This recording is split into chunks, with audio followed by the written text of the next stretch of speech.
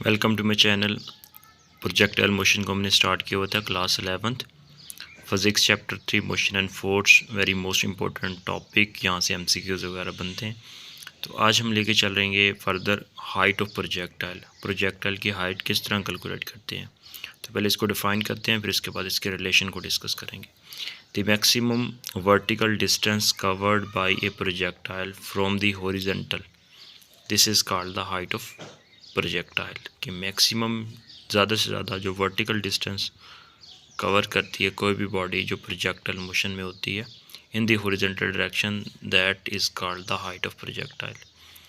Let's drive it according to third equation of motion 2as is equal to vf square final velocity का square minus initial velocity का square. यहाँ पे acceleration क्योंकि vertical की बात कर रहे हैं, हाइट की बात करें तो acceleration vertical y is equal to minus g आर के इक्वल होगा, और वर्टिकल जो डिस्टेंस होगा वो हाइट के इक्वल रखेंगे, और फाइनल वेलोसिटी वर्टिकली जो होगी वो इज़ इक्वल टू ज़ीरो होगी। तो इन वैल्यूज़ को, और इनिशियल वेलोसिटी जो वर्टिकल होगी वो साइन थीटा के इक्वल हम यहाँ पे लेंगे। अब इन वैल्यूज़ को यहाँ पे हम पुट करते हैं थर्ड इक्वेशन मोशन के अंदर, तो हमारे पास इक्वेशन कुछ इस तरह से बन जाएगी। 2 multiply by minus g multiply by h is equal to initial velocity zero का स्क्वायर, फाइनल वेलोसिटी का स्क्वायर है, तो final velocity square minus initial velocity का स्क्वायर, तो initial velocity sine v i sine theta इसका square आ जाएगा। Multiply कर देंगे तो minus 2gh is equal to minus v i square sine theta square. यहाँ पे h को सेपरेट करेंगे क्योंकि हाइट फाइंड कर रहे हैं, तो हमारे पास रिलेशन बन जाएगा sine square v i square sine square theta over 2g। This is the formula to calculate the height of projectile. So you can see that जब यहाँ से कोई बॉडी प्रोजेक्ट करेंगे, यहाँ से थ्रो करेंगे, तो बॉडी मैक्सिमम हाइट तक जाएगी। तो मैक्सिमम हाइट ये वाली जो होगी यहाँ से लेकर यहाँ तक हॉरिजॉन्टल, यहाँ पे जो ये वाला रेफरेंस लाइन है यहाँ तक जो मैक्सिमम हाइट, इस हाइट को हम कैलकुलेट कर लेंगे by using this formula. This is the final relation. अब हम डिस्कस करते हैं time of flight of projectile. ठीक है, टाइम कैलकुलेट करेंगे कि कितना बॉडी इस फ्लाइट मतलब यहाँ पे उड़ान इसने भरी है, यहाँ से लेकर यहाँ तक वापस ग्राउंड लेवल तक आने में कितना टाइम लगता है। ठीक है, सपोज कर लेते हैं कि बॉडी को यहाँ से प्रोजेक्ट करेंगे, इसकी वेलोसिटी वी आई है और यहाँ पे एंगल थीटा बन रहा है। तो उसको पहले उसी तरह डिफाइन करेंगे the time to reach from its point of the projection to the where its hit the ground. This is the definition of the time of flight of projectile. No drive it relation. अब हमारे पास distance है S is equal to v i t plus half a t square. Second equation motion को use करेंगे। अब distance हमारे पास vertical और v i t half a t square. अब वर्टिकल डिस्टेंस हमारे पास ज़ीरो है क्योंकि बॉडी ऊपर जाती है फिर वापस ग्राउंड लेवल पे आ जाती है, तो इसलिए रेफरेंस लाइन सेम है, तो यहाँ पे वर्टिकल डिस्टेंस जो बेसिकली हमारे पास ज़ीरो हो जाएगा। और initial velocity v i sine theta है हमारे पास इनिशियल वेलोसिटी, और साथ मल्टीप्लाई बाय टाइम, और हाफ एक्सलेरेशन हमारे पास ग्रेविटेशनल एक्सलेरेशन नेगेटिव में लेंगे क्योंकि बॉडी ऊपर जाती है उसके बाद फिर नीचे आती है, इसलिए नेगेटिव और टी का स्क्वायर आ जाएगा। वैल्यूज़ को मल्टीप्लाई कर देंगे, simplify v i sine theta minus half a t square. सो यहाँ पे देखिए आप हाफ ए टी स्क्वायर को सेपरेट कर लेंगे यहाँ पे, तो यहाँ पे आप ए जो है ना इसको आप जी लिखेंगे क्योंकि हमने कन्वर्ट कर दिया जी में। यहाँ पे आ जाएगा जी और यहाँ पे भी आ जाएगा जी। ठीक है, negative half a t square है जी टी स्क्वायर, इसको इधर ले आएंगे और ये वाले हमारे पास रिलेशन बन जाएगा।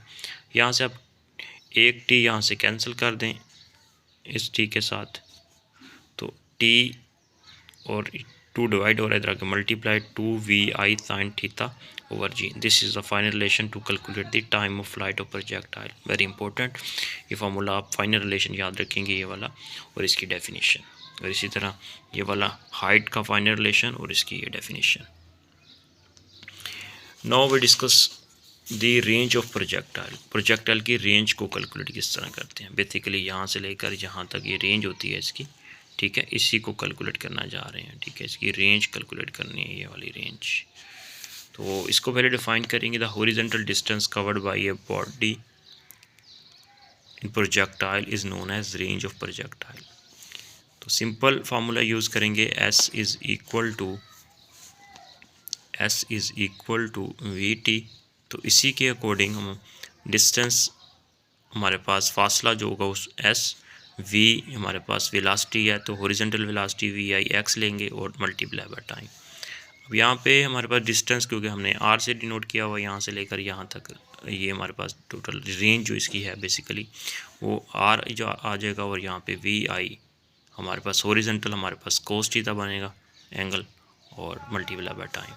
टाइम ऑफ फ्लाइट, ये जो टाइम है इसी, ये जो है ना टाइम ऑफ फ्लाइट, ये हम पहले कैलकुलेट कर चुके हैं। अभी ये वाला, ये टाइम की वैल्यू यहाँ पे पुट कर देंगे, टाइम ऑफ फ्लाइट यहाँ पे वैल्यू पुट करेंगे, तो टाइम ऑफ फ्लाइट की वैल्यू अब यहाँ पे पुट करेंगे, तो इसको सिंप्लीफाई कर लेंगे। तो ये बन जाएगा VI², 2 जो होगा ये 2 साइन थीटा और कोस थीटा, ये फार्मूला बन जाएगा डिवाइडेड बाई G। ठीक है, अब VI², अब 2 साइन थीटा कोस थीटा होता है साइन 2 थीटा के इक्वल होता है। मैथमेटिकली ये इक्वेशन है, 2 sine theta is equal to 2 sine theta cos theta के इक्वल होता है। तो अब यहाँ पे सिंप्लीफाई करेंगे कि हमारे पास ये आ जाएगा यहाँ पे 2 थीटा जो है ना, यहाँ पे देख सकते हैं sine 2 theta is equal to 1 कब होगा। ठीक है, sine 2 theta is equal to 1 जब थीटा की वैल्यू 45 रखेंगे और ये 2 मल्टीप्लाई होकर 90 बन जाएगा, तो साइन 90 इज इक्वल टू 1 आ जाएगा। इट मीन्स के साइन 2 थीटा, यहाँ पे थीटा की वैल्यू 45 रखेंगे तो हमारे पास आ जाएगा साइन 90, और साइन 90 की वैल्यू होती है 1। ठीक है, तो मैक्सिमम इसकी रेंज जब कैलकुलेट, ये हमारे पास बेसिकली जनरल फार्मूला है। ठीक है, अगर हम मैक्सिमम रेंज कैलकुलेट करनी होगी तो थीटा की जगह वहाँ पे 45 पुट करेंगे। तो जब 45 पुट करेंगे तो इसी तरह फिर हमारे पास मैक्सिमम रेंज आएगी VI²/G। This is the maximum range of projectile. तो ये आपसे पूछा जा सकता है कि मैक्सिमम रेंज का फार्मूला या ये जनरल फार्मूला है। ठीक है, और मैक्सिमम रेंज होती है 45 एंगल के ऊपर। जब एंगल यहाँ पे 45 का होगा तब जो होगा कि ये इसकी रेंज होगी वो मैक्सिमम होगी। तो ये रिलेशन था। अब इसी टॉपिक से रिलेटेड कुछ छोटे छोटे MCQs और की पॉइंट्स और MCQs वगैरह को देख लेते हैं। थीटा अगर 45 होगा तो मैक्सिमम रेंज होती है। ठीक है, अगर थीटा ग्रेटर देन 45 होगा देन रेंज डिक्रीज़ हो जाएगी, बट हाइट जो होगी वो इंक्रीज़ हो जाएगी। ठीक है, अगर हमारे पास थीटा लेस देन 45 हो then range decrease also height decrease. तो यहाँ पे देख सकते हैं 45 होगा तो मैक्सिमम रेंज बन रही है। ठीक है, अब अगर एंगल 45 से ज़्यादा है, मतलब 60 है, तो हाइट इंक्रीज़ हो गई है लेकिन इसकी जो रेंज आ गया वो भी डिक्रीज़ हो गई है। हाइट इंक्रीज़ हो गई है, रेंज डिक्रीज़ हो जाएगी। अगर एंगल 45 से कम है, 30 का एंगल बन रहा है, तो इसकी हाइट भी डिक्रीज़ हो गई है और रेंज भी डिक्रीज़ हो गई है। ठीक है, यही बातें हमने यहाँ पे 3 चीज़ें डिस्कस की हैं। 45 पे मैक्सिमम, और ग्रेटर देन 45 होगा तो हाइट इंक्रीज़ होगी, रेंज डिक्रीज़ हो जाएगी। लेस देन 45 होगा तो रेंज भी डिक्रीज़ होगी और हाइट भी डिक्रीज़ होगी। क्रिकेटर थ्रो, जब क्रिकेटर जो भी क्रिकेट मैच के अंदर क्रिकेटर जो थ्रो करते हैं वो बेसिकली एंगल बनाते हैं बाजू का 45 डिग्री, ताकि मैक्सिमम उसकी रेंज हो। नेक्स्ट जो बात करते हैं सेम रेंज, अगर हमने सेम रेंज की बात कर रहे हैं। ठीक है, अब सेम रेंज के अंदर यहाँ पे देखें कि एंगल 30 हो और 60 होगा, 30 और 60 का होगा तो टोटल 90 का बनता है ना। 60 और 30 का होगा तो 90 एंगल बनता है, ऐसे ही है। 60 + 30 तो 90। अब हमने कहा था 90 के ऊपर मैक्सिमम उसकी होगी। ठीक है, क्योंकि यहाँ पे हमने बात की थी, यहाँ पे 90 साइन 90 के ऊपर मैक्सिमम उसकी रेंज होती है। ठीक है, अब यहाँ पे इसीलिए हम कहते हैं कि अगर एंगल यहाँ पे 30 और 60 होगा तो दोनों की जो रेंज होगी वो सेम होगी। ठीक है, इसी तरह 55 और 35 होगी तो रेंज उस वक्त भी सेम होगी। ठीक है, ये वाली रेंज सेम होगी यहाँ से लेकर ये। इस तरह 70 और 20 होगा, उस वक्त भी रेंज जो होगी वो सेम रेंज होगी। हाइट के अंदर डिफरेंस आ सकता है लेकिन रेंज सेम होगी। ठीक है, अब यहाँ से देखें कि every pair of the angle whose the sum is 90 their range will be the same. ठीक है, 60 + 30 is equal to 90, 45 + 15 is equal to 60, और 45 - 15 इज इक्वल टू 30।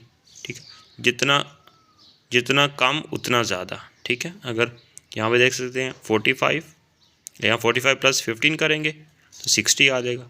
अब 45 - 15 करेंगे तो 30 आ जाएगा, ठीक है। और इतना ये इंक्रीज़ कर रहे हैं, उतना ही फिर हमें डिक्रीज़ करना पड़ेगा 45 से, तब ये चीज़ें आपस में बराबर हो जाती हैं। देखिए ना 45 और यहाँ पे 45, यहाँ पे इतना इंक्रीज़ कर रहे हैं उतना डिक्रीज़ कर रहे हैं, इसलिए जितना कम होगा उतना ज़्यादा होगा ये 60 और 30। अब MCQs कर लेते हैं इसी टॉपिक से रिलेटेड इम्पोर्टेंट की। अब ये हमारे पास फार्मूला आपने याद रखना है हाइट का, टाइम का और रेंज का, ठीक है। If a projectile is throw at an angle of theta with vertical, that will be the time of flight of the projectile, ठीक है। तो उसका फार्मूला क्या होगा, टाइम ऑफ, ये T = 2VI cos θ/g, ठीक है, due to vertical angle, this is the right, ठीक है। यहाँ पे option A, B, C and D given है, तो इसके मुताबिक हमारे पास B बनेगा, ठीक है। 2VI cos θ/g due to vertical height की वजह से। यहाँ पे देख सकते हैं कि वर्टिकल एंगल हमारे पास होगा 100, यहाँ पे देख सकते हैं ये sin = cos आ जाएगा हमारे पास। वर्टिकल की बात करें ना, क्योंकि हमने देखा था टाइम के लिए हमने फार्मूला जो ड्राइव किया था वो यहाँ पे देख सकते हैं 2VI sin θ/g, तो लेकिन यहाँ पे हमारे पास हमने आंसर क्या दिया, 2VI cos θ/g। क्यों, क्योंकि हम बात कर रहे हैं वर्टिकल के लिए और of the time of flight के लिए। अब सेकंड MCQ की बात कर लेते हैं। If a projectile is throw at an angle of theta with the vertical, what will be the formula for the maximum height reach by the projectile. तो maximum यहाँ पे हाइट की बात कर रहा है, तो उसके अकॉर्डिंग जो राइट आंसर बनेगा वो बनेगा VI² cos² θ/g due to vertical angle की वजह से, ठीक है। ये बातें याद रखनी है, मिक्सअप नहीं करनी चीज़ें, ठीक है, इसलिए साथ साथ रीज़न लिखी हुई है। Next MCQs, if a projectile is throw at an angle of theta with the vertical, what is the formula for its range. Range के लिए VI² sin 2 θ/g, this is the right answer, ठीक है। Reason यहाँ पे दी हुई है range VI² sin 2 θ/g, तो यहाँ पे हम लिख सकते हैं साइन हो जाएगा cos θ और cos हो जाएगा sin θ, तो सेम हो जाएगा ये हमारे पास। तो right answer is A। Next MCQs, if a projectile is through at an angle theta with the horizontal, then the time reach by its maximum height will be the. तो maximum height के लिए जो उसका होगा time reach, तो वो हो जाएगा VI sin θ/g, B is the right answer. Next MCQs, at what angle be the height of the projectile is maximum. तो इसके मुताबिक हाइट की बात हो रही है, मैक्सिमम रेंज की बात नहीं हो रही, तो इस चीज़ को आपने नोट डाउन करना है। तो यहाँ पे एंगल अगर हम 60 पुट करेंगे तो हमारे पास इसकी हाइट जो होगी वो मैक्सिमम होगी, ठीक है। ये वो MCQ डिस्कस कर रहा हूँ जो बहुत थोड़ा सा ना टेक्निकल MCQs है।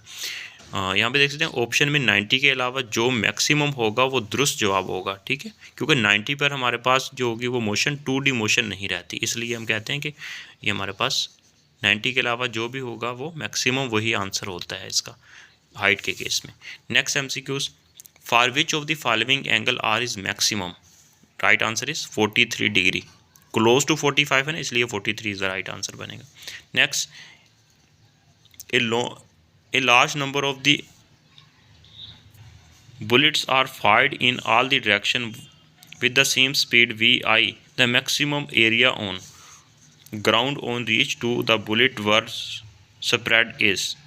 तो मैक्सिमम एरिया यहाँ पे बताना है, वो बन जाएगा πV1 इनिशियल वेलोसिटी की power 4/g², this is the C is the right answer, ठीक है। तो यहाँ पे देख सकते हैं कि फॉर मैक्सिमम एंगल 45 VI²/g, तो area is equal to πr² maximum होता है, तो इसकी वैल्यू को जब यहाँ पे पुट करेंगे, इसकी वैल्यू को यहाँ पे रेंज की वैल्यू को, तो हमारे पास πVI², तो उसका स्क्वायर है तो VI का पावर 4 बन जाएगा /g², is this is the right answer. तो इम्पोर्टेंट MCQ से। तो नेक्स्ट लेके चलेंगे application to ballistic missile, very important projectile motion की एप्लीकेशंस को लेके चलेंगे। All the best, take care.